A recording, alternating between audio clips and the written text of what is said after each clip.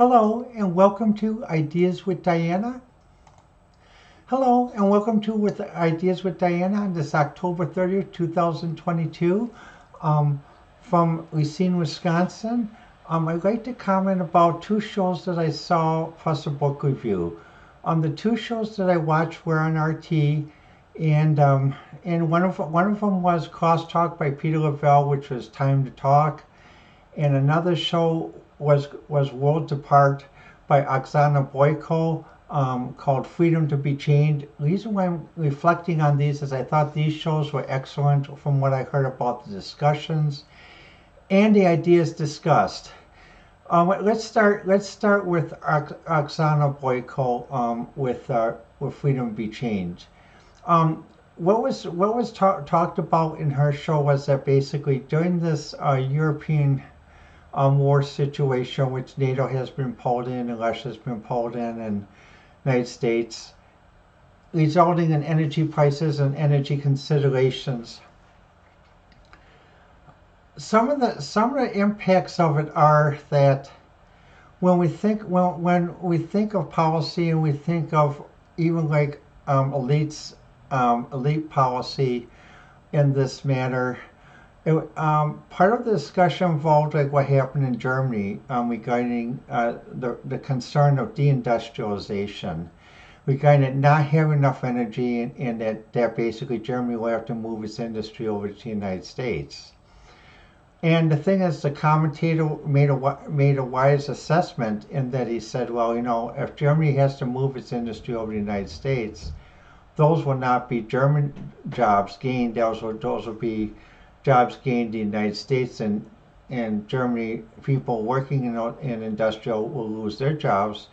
In addition, Germany is considered the economic engine of Europe. So basically, if Germany goes south, so does the rest of Europe. And what does that mean for many people? Well, for many people in Europe that are used to living a better lifestyle than they did in the past, where they have more access to international things like McDonald's, Burger King.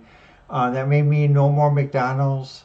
And even the commentator from the Schiller Institute mentioned about people in Europe having to turn down the heat and eat one meal a day to survive. I can eat one meal a day to survive because basically I'm retired. I do most of the time I'm sitting down. I'm not really working in a heavy industrial situation.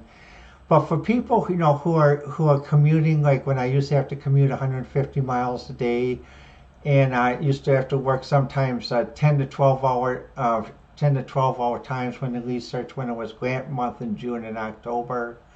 Um, I couldn't make it on one meal a day. I mean, I was a common one that drive through at McDonald's, get a breakfast, literally sometimes eat it in the parking lot, drive up, get on I-94, get off at 7 Mile, take Highway 100 around the west end of Milwaukee County to avoid the traffic snarl up, to go up to the Medical Research Park in Wauwatosa.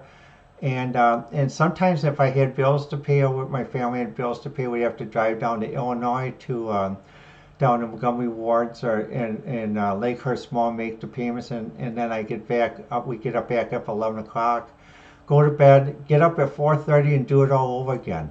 I could not make it on one meal doing that type of schedule then, or even today. And when they're asking people who are working, commuting, and even taking the rail bus to work, no, you can't make it on one meal a day. And especially if you're living go down to Chicago with me, because we're going to the Carpenter show, and he wanted to see. He said, well, rather than drive down and pay and park, and let's take the train. So we went down, and his opinion was people who are professionals who take the train down. Oh, they have cushy jobs. They don't they really don't work. So what happened? I said, Jim, why don't you come down? Let's take the train when everyone else takes it. So we went down. We took the 7 o'clock train down to Chicago, and everyone got on the train. They're all peppy and ready to go. And we got down to Chicago. Then we took a cab to go to McCormick's place, and And then on the way back we left about 4 o'clock because I knew if I left at 4:30, it'd be very hard to get across Belleville from Lakeshore Drive back then without paying expensive carfare because of the traffic. So we left early, got back to the station, and what happened? We took the 4:30 train. Now Jim saw the same people getting on the 4:30 train back to Kenosha as he did getting on in also Lake Forest and other. And when he saw me, it's like there are people. I made it through that day. And he said, well, wait, these people take a train, they're not driving it, the dog tight. I said, Jim, you finally are understanding that basically these people work just as hard as you do and even harder because of the it's not some the physical work, it's the mileage, and so this leads into discussion about the two programs I want to comment in a book review.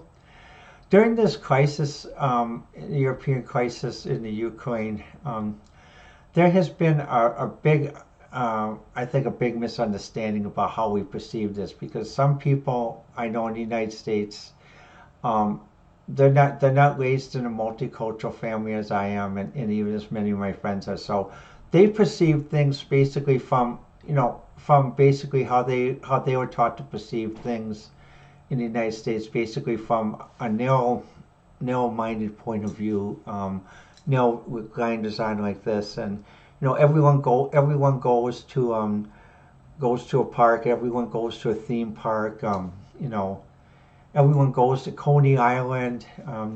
There are many of us whose lifestyle is not. I've never been to Coney Island. There's many of us who never been. I mean, I've been in Wisconsin. We sort of live a different type of lifestyle. Even in the Chicago area, we value our nature. I mean, even many people who live in Chicago take the train up to Kenosha and spend the weekend to get enjoy the nature. And even the university I went to, University of Wisconsin Parkside, is built to coexist with nature. So, and that's part of the multiculturalism because many people in the Chicago area are Polish, Eastern European, Russian, Prussian, Ukraine, and we've all intermixed. My sixth grade teacher was a deacon at the Russian Orthodox Church in Kenosha, and in my neighborhood we had three churches. We had the Russian Orthodox Church, we had the Polish Catholic Church because in that everything's written in Polish. So instead of school, you saw Skoya, which is common in Russia for school as well, and in Ukraine. And then we had the Italian Church, which everything was written in Italian. But what happens when we had our festivals, we all interacted, we all intermarried, we did this and this and this. So to go back to Oksana Boyko's show, Worlds Apart, with the speaker from the Shoah Institute, he mentioned how basically, how can you have a policy based on misconceptions about how cultures are, and even like with the thing about the net zero proposition for 2015 for the EU. Well, how can you have a net zero 2050 proposition when the technology is not even available to scale up and work? And his point, if I understood it correctly, is that there has to be a new technology used because the current technology they're planning to use for 2050 will not work, doesn't work. And that's why we got in this crisis, because we tried to descale too early. Germany cut back all its nuclear plants. Oh, we don't want any more nuclear. No nuclear. Guys, if you run nuclear properly, you can run it safely. The Navy has run nuclear subs for years. The Russian Federation has run nuclear subs for years. France has run nuclear subs for years. The British has run nuclear subs for years. They didn't have a 3 Mile Island. They didn't have a Chernobyl. And even when I read a book on Chernobyl, it talked about how this Chernobyl plant, when there were multiple plants at Chernobyl, and how basically the Ukraine at that time was even so poor that they had to keep them going because they didn't have the money to build another plant and shut down the remaining plants. And it wasn't until I think shortly after 2000 that something was actually done. it shows, basically it's a case of a population that became so poor and so desperate, but yet, um, you know, they were supposed to be one of the big areas that really grew after the end of the Cold War, and well, again, it mentioned about different types of ethnic conflicts, ethnic hatred, ethnic biases. Well, I'm not going to work with this person because they speak their family is part Russian. I'm not going to work with this person because their family is all Ukrainian. I'm not going to work with this family because this family speaks Russian. This family speaks Russian, Ukrainian, and it's a classic argument when I talk with friends of mine in theater. My church is better than your church. My language is better than your language. Oh, please. We are many years past junior high school, and to the European elites and other elites who think that way, I'm age 60. You guys are older than I am. We're many years past junior high school. If you're still thinking that way, really do your people a favor. Retire, retire, retire from politics. Please, please, please. Now, just to get on to our Peter Lavelle show, Crosstalk. Peter Lavelle talked about his theme of the show was time to change, and he had speakers from the United States. One speaker from New York, who's a former UN weapons inspector. Another speaker from Florida, who was a Pentagon advisor, and a third speaker, who was from Germany. And all of them said the same thing. They said, well, based on the moderate Democrat memo letter, whatever you call it, that was circulated last week by 30 Democrats about it's time for us to really get like adults and talk about this, and actually meet and talk about a ceasefire, talk about resolving this, because when someone says, well, we're going to fight down to the last man, I would advise them to watch the movie Desert Fox that was made in 1960 about Lavelle, because when Lavelle was in the African campaign, and basically it was the point where basically he was losing. The point is what happened. At one point, Lavelle was thinking of an idea basically how to do a strategic regroup, and he called the Nazi high command and Hitler, who was in charge, and said, well, what about the and this is the message he got back. Is a very strange message, but is actually would fit on this sheet of paper. That said, "Victory or death." And he looked at this. He says, "Are you sure you translated this? Received this right on the telegraph? Victory or death?" Yes, sir. We asked him to retransmit 3 times. Okay. Can you please connect me with Field Marshal, with Field Marshal such and such, so that I can talk with them on a secure line? And he talks with them. He says, "Yes. The Fuhrer says victory or death." And he says, "There's something wrong with this." He says, he hangs up the phone. He talks with his aides. He says, well, somehow his crazies must be influencing him. The crazy people that they hang along. I need to talk with them personally. So what happens? He has his aide de camp take over, and he flies to Berlin. And he talks with them, and he says, "Sir," he says, victory or death is something we tell school children to so glorify the military, but that's actually not an actual order, is it?" And he said, "Yes, it is an actual order. Victory or death. Hold that position. Victory or death." And so, Lavelle, being a very disciplined general, and also being of an established family that was a professional soldiers and professional scholars, went back and he told us, and he said, well, he says, "I'm sorry, we're gonna modify this order. We're doing a strategic retreat, but you're not to tell Berlin. I will tell Berlin when we do this and take responsibility." So what happened was basically he did a strategic retreat, but it wasn't enough. So most of his troops were captured, and basically, but the best thing was, It wasn't victory or death to the last man, because even Rommel knew that any general or commander or president of a certain country who says, "Well, we'll fight down to the last man," that's equivalent to victory or death. Um, that's someone that's Section 8, should be relieved of command and should be relieved of duty, and separated from the service. And thank them for the service, but separated because they definitely are not in the right state of mind. So when I get back to Peter Lavelle's show of Time to Talk, the three people there realized that they brought up a point that Russia's willing to talk and has always been willing to talk.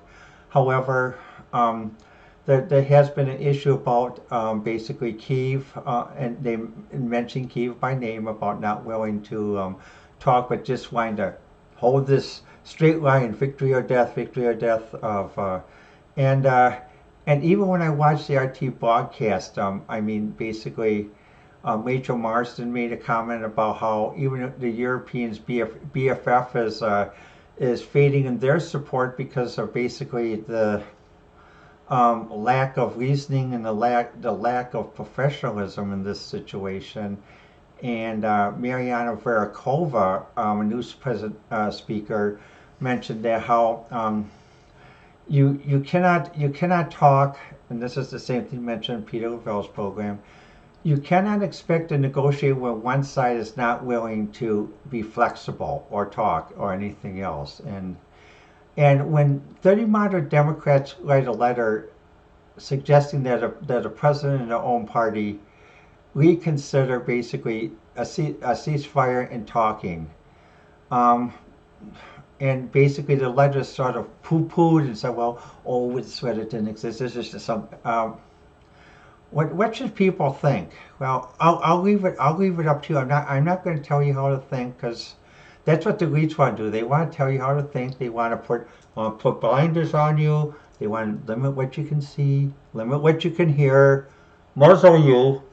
And I'm not going to do that. I trust you to make your own opinions from the facts, and be able to listen to all sorts of discussions. Now, just to continue on with this,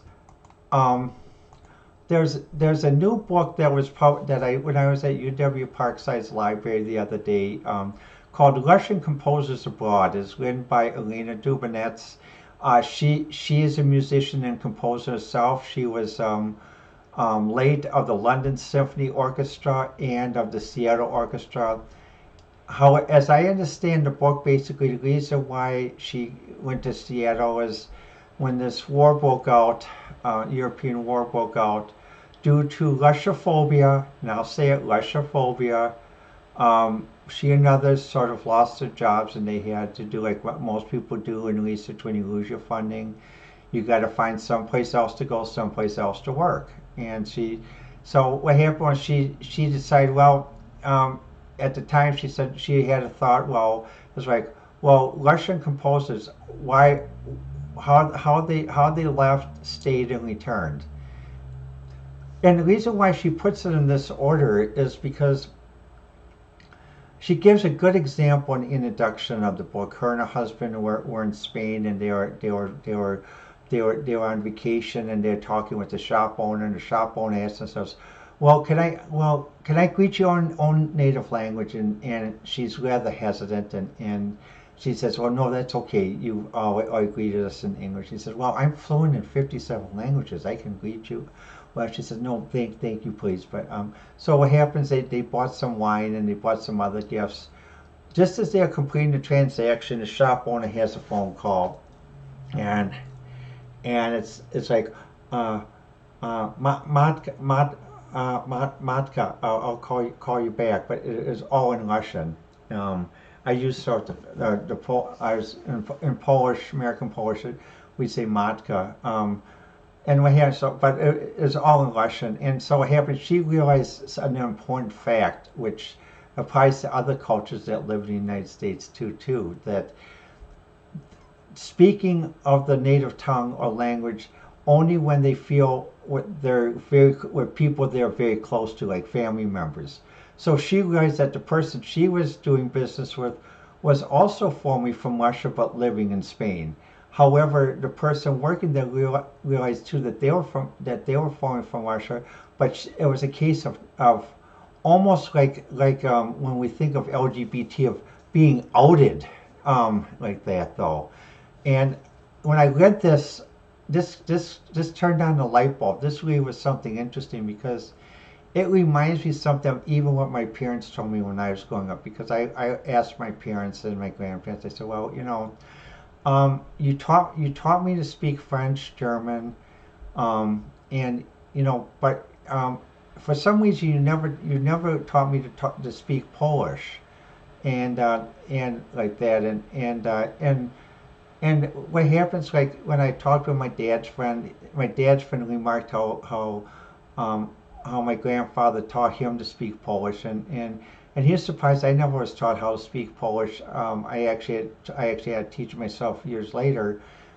And the reason given was by my parents was my dad and my parents said, well, we want you to sort of live an identity that we didn't have to go through, because on my mother's side is German, and during World War One, she remembers in Madison, also during World War Two, how people had germophobia, how they hated anyone who was German, and even during World War Two, my uncle volunteered to serve in the Navy. He signed up and served in the Navy and was separated honorably. Um, my grandfather on my dad's side served in the Army. My grandfather on my mother's side served in the Navy, both during World War One. So the point is, what happened was that they wanted me to not have the what they considered their baggage if someone were to try to fill their baggage, because since I couldn't speak Polish, they felt that someone wouldn't be able to use their baggage against me, and that thought. And this is what this story, what this thing introduction in the book reminds me of. It reminds me of that basically, even though they lived abroad and other things, and they're American citizens, and there's still that baggage fear that someone's going to use that ethnic baggage against them because they can speak Russian, or if they speak Russian at the wrong time, or speak or think of any culture. Just think of Mexican culture, or basically a Pakistani culture. If someone is in the store and they hear someone's talking to their wife in Pakistani, or doctor talking to their wife in Polish, what is again, it's that intimate, it's that thing about trying to fit in, but not out yourself, by being able to speak the language of the culture of which you were born, or ancestry of. And just to give an example of what she does to show about how much the creativity is, this is a section from the book, because she's comparing Russian composers. So it's like a book I read on Clementi, on the history of classical music, and the contribution Clementi made. Well, as you can see, it shows the score from and it also shows basically the emotion, because just when you look at the first few bars and even hum it, I could see the intense the emotion expressed just on that one page, and then going through the rest, and it does go to a thesis about basically there are many feelings that have to be held back, and many feelings that can't be expressed, or can only be expressed in limited parts. So this leads to the point of why some people left, because basically it's sort of like with some people who were LGBT for many years. They lived in different parts of the world, or certain parts of the United States, because that was the only part that they could live, grow, and be accepted. And it's almost similar to the Russian composers. But after a while, they left because basically they wanted to go and not always have to live like hiding, or wearing a mask, or wearing a costume, and that. So this goes back to the point I was making about this thing in the Ukraine. Why can't we talk? Why can't we do like what the 30 moderate Democrats said? Let's have a ceasefire. Let's have a conference. Let's have an SDS conference and talk. What's wrong with that? maybe I don't understand something. I don't know. But so, and as Peter Lavelle's show continued, as Oksana, again, this leads to the two shows lead to a common thought. And this is why the book System is being shown, where big tech went wrong and how we can reboot. Well, the reason why this is good to understand is because we have system. Big tech has gone wrong. And in '99, when we were doing when Internet 2.0 came out, and we were having regulation of namespaces and regulation of IRC chats, and because prior to 1999, when I worked for SDS, there were many colleagues that lived that I worked with abroad in Europe, and even at the Academy of Science in St. Petersburg, Russia.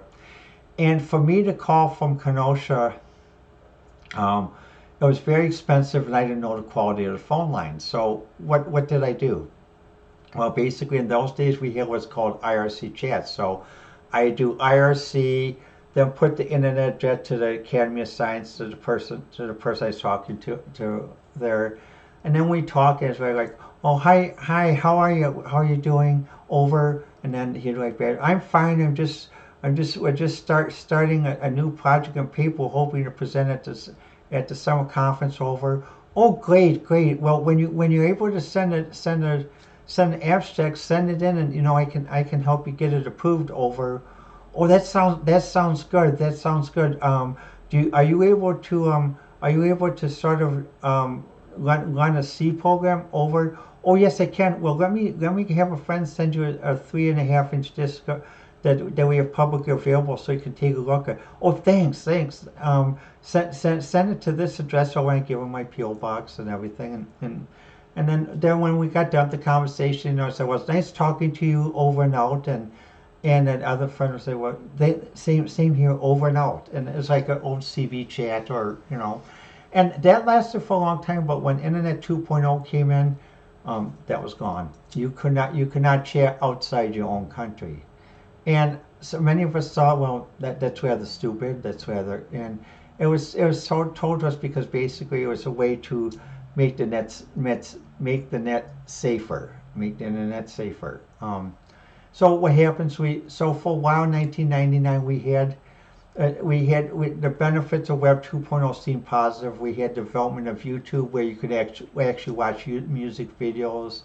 And for me, it's great. I could see music videos that I wasn't able to see when they first came out because I didn't have MTV. And then basically came MySpace, which was wonderful. It's like people could chat and share things, and then after MySpace, it came Facebook, and then Twitter. And what happens? Well, in some ways, basically, the realization of internet was starting to be used, although it was commercially controlled. We gave into some commercial controls because we felt that this allowed more people to chat. But for those of us in LGBT and also talked on the old Usenet on the alt topics, alt dot topic, like for example, alt transgender, alt social transgender, and the one that's bigger, one of the big topics is alt sex, and it wasn't about basically pornography. It's about many people having questions about sex, trying to understand relationships and everything, because sometimes it's very hard to get books to understand sex.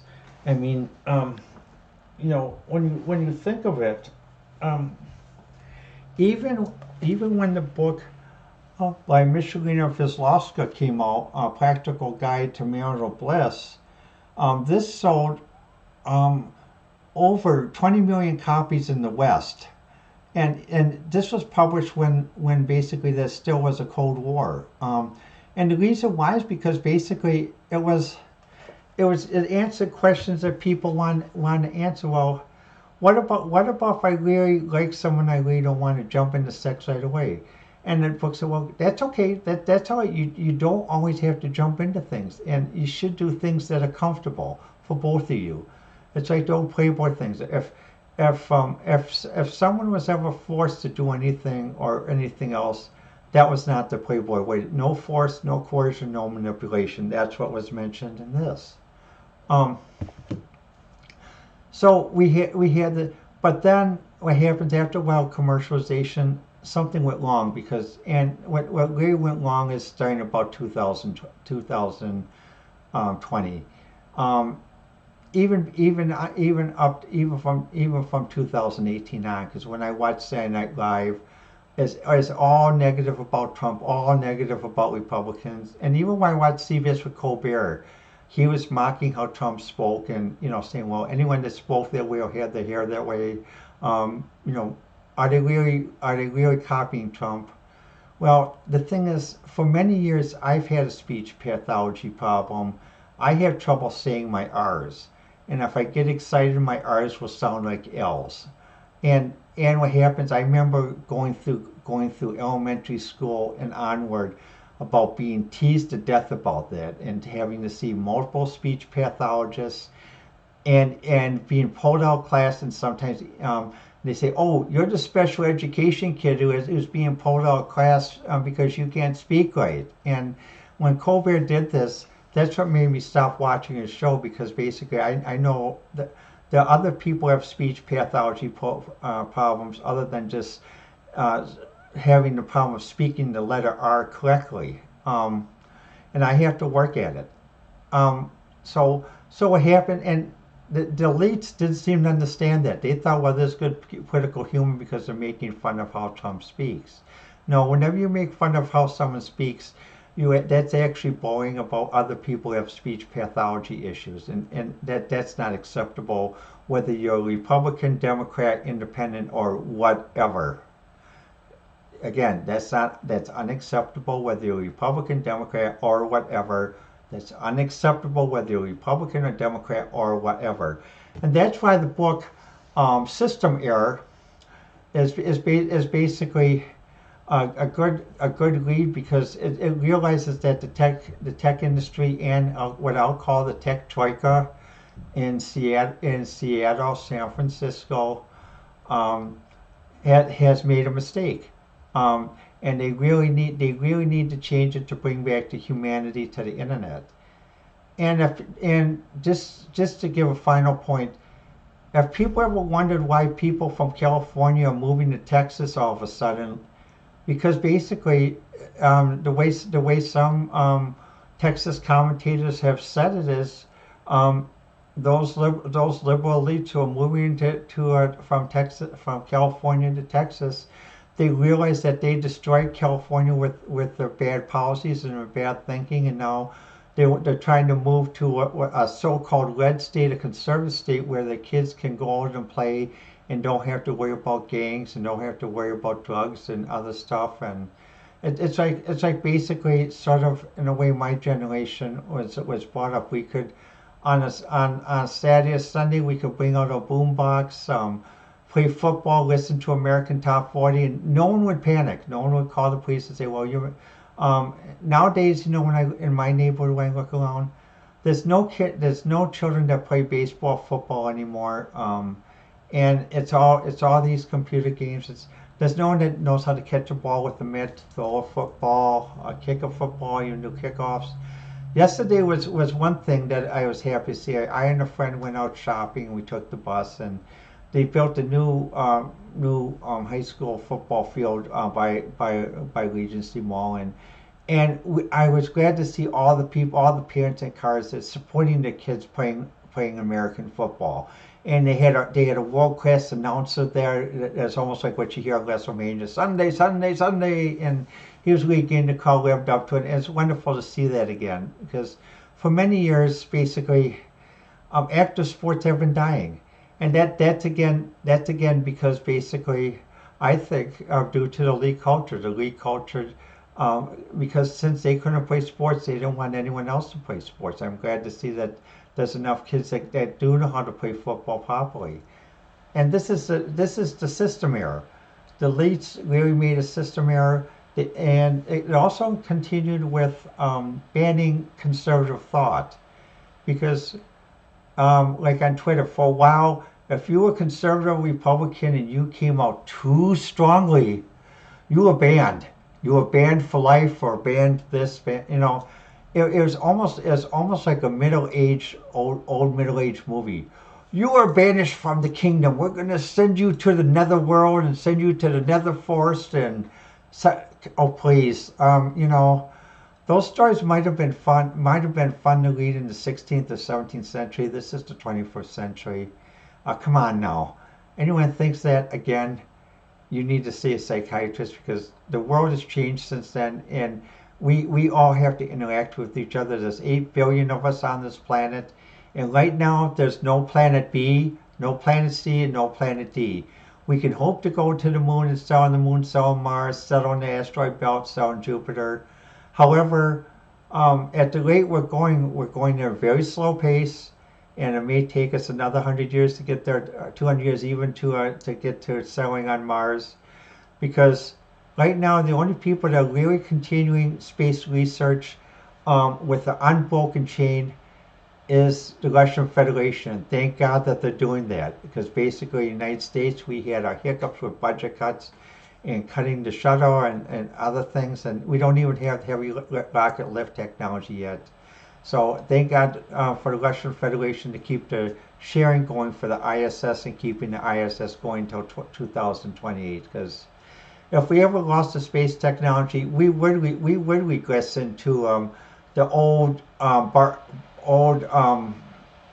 barbaric dystopian world where basically we had technology and we lost it, and we don't have the ability to remake it.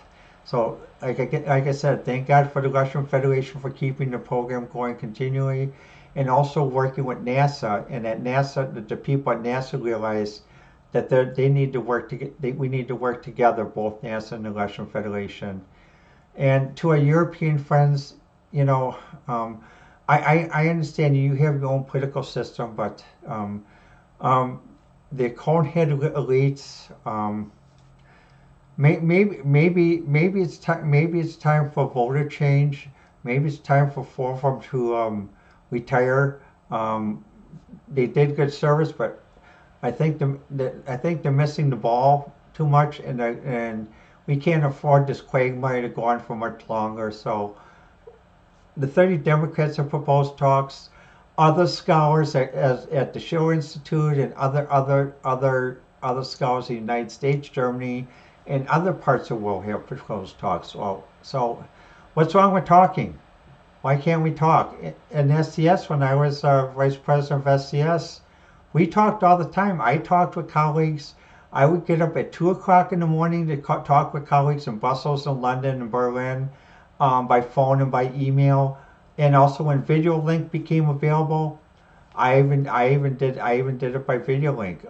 Just to close, let me give you an example. One time I was working on a program with a Dutch company called Nucleotron. I developed a medical imager, and we were talking, and what happened was we're getting to the point where we were starting to move forward, and I was concerned about basically this 3-day thing, because if I called at 9 o'clock in Lucene or Kenosha, then it'd be 4 o'clock in Rotterdam. So what happens, they couldn't do anything until they met the next morning, talked, and then they'd have to call me at 4 o'clock, which would be, they couldn't call me until the next day, which would be 4 o'clock my time, 2 days later. So I thought, well, rather than wait for this 4-day jump because of the big time difference, so I did it. I did the big thing, which is common now. I called the colleague at 2 o'clock in the morning, and what happened was I called him. I said, "Well, hi Hans." He says, "Well, oh hi, nice. How are you doing? Why are you calling?" I said, "Well, I thought we could discuss this thing about the project." He says, "Sure." He says, "Well, you realize, it's 2 o'clock. Where are you sure that's okay?" "Yeah, that's." I said, "Well, I was watching CNBC, so I'll take a nap after we finish." He said, "Okay, then I'll give you a call 4 o'clock." So, that sounds good. And he said, and also I have the facts available, so it's all set. So we talked for about an hour, and we got some things done. I said, and what happened? The things that got done. What happens? He was able to talk with his team, and and I had an interesting surprise. I went to bed, and about 5 o'clock in the morning, out came a fax, a signed contract, and a signed memorandum of understanding to begin sharing technologies. And then what happened, about 9 o'clock in the morning, 4 o'clock time in Rotterdam, Hans called me back. He says, well, he said, did you get your fax? I said, yes, I did, Hans. Great. That's good. That's good. Now, what's the next step? He said, well, just here's a link where you can send the code and everything. It's a secure link. He says, great. Okay. You should get the code in about 30 minutes or so. I'll do that. So sent it in. Got another fax. Great, we got the code. We're doing it. Okay, so let's see what we can do. Now, this is a case where I made the bend. I called at a non-standard time, which is 2 a.m., so that I could speak with them at their local time. And this is something I learned was a very valuable thing about business and in negotiations. Nowadays it's common because many people talk about the early morning calls to Nokia when they have the conference calls. I don't complain about them. I love waking up at 2 in the morning. I mean, to tell you the truth, some people around here when they see me, they say, well, Diana, she works third shift, so just understand in the early morning, if you want to talk with after 10 o'clock because Diana works third shift. And for me, that's fine. I love it. Why can't we do this? Let's do it. So let's talk. Let's begin talking again, and let's talk where we're flexible. No rigid positions. We are flexible. No rigid positions. And get this quagmire solved. There's a way to get this.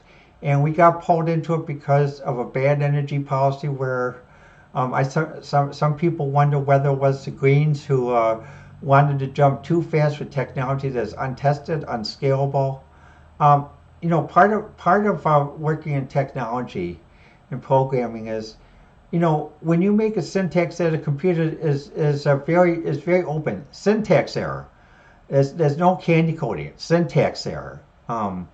And what happens is you can try typing run all you want, and syntax error, syntax. Finally, you got to realize it's not the computer that's at fault. It is us. And so you got to look in the code. Okay, where's the syntax error coming? Even though the code may translate properly, the data flow, there's something in the data flow that's causing garbage to form and causing the syntax error farther down in the data flow. So you got to solve that. You got to get out a paper and pen. Get a good cup of coffee.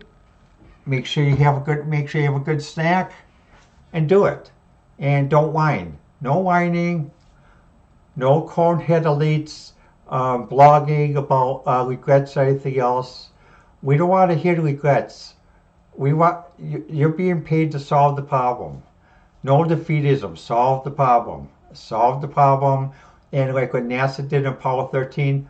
Work the problem, work the problem, work the problem. And we got to do this and convince our European elite leadership friends to do this by going and having talks. And like the 30 Democrats memo, United States has, it's time for direct talks with the United States and Russia and flexibility. I don't care to know the play-by-play.